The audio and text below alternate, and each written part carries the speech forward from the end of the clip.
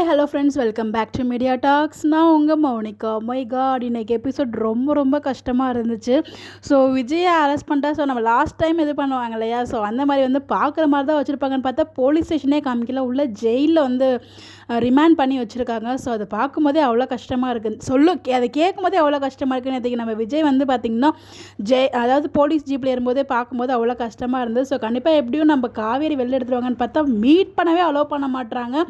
So நிவினும் நம்ம குமரனும் வந்து first போய் கேட்டு பார்க்குறாங்க, அலோவ் பண்ணல.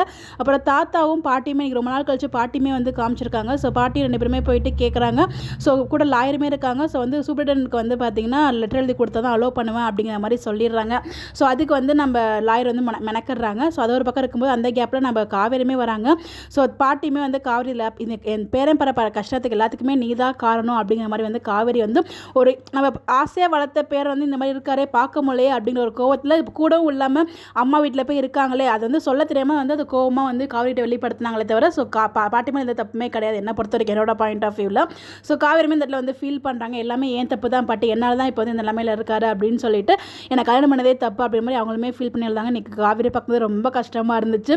ஸோ இவங்கெல்லாம் போராடி முடியாது. ஸோ அதாவது காவேரி நினச்சி நான் கணவனை பார்த்துட்டு தான் வெளியில் போவேன், அதாவது விஜயை பார்த்துட்டு தான் வெளியில் போவேன்னு சொல்லி ஒத்தக்கால அங்கே நின்றுட்டு இருந்தாங்க. எல்லாருக்கிட்டையுமே கெஞ்சி கூத்தாடி ஃபைனலாக விஜயுமே போய் மீட் பண்ண போகிறாங்க. அதை பார்க்க நல்லா இருந்தாலும் பட் உள்ளுக்குள்ளே விஜயும் காவேரியும், அதாவது விஜய் அந்த இடத்துல இருந்து பார்க்குறதுக்கு அவ்வளோ கஷ்டமாக இருந்துச்சு. சத்தியமாக இவ்வளோ தூரம்லாம் எதிர்பார்க்கவே இல்லை.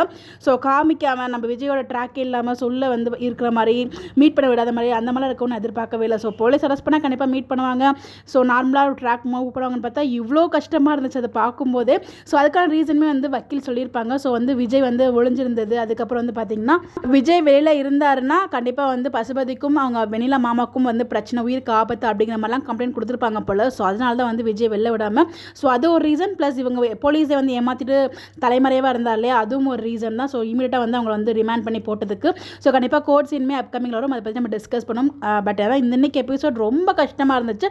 ஸோ நாளைக்கு எபிசோட் தான் விஜய் வந்து காவேரி மீட் பண்ணுறாங்க, நிறைய பேர் மீட் பண்ண ஒரு சீன் வந்து இருக்க போகுது. ஸோ அது எப்படி இருக்க போகுதுன்னு தெரியல. கண்டிப்பாக அதுக்கு ஒரு ப்ரொமோ கொடுத்தா நல்லாயிருக்கும்.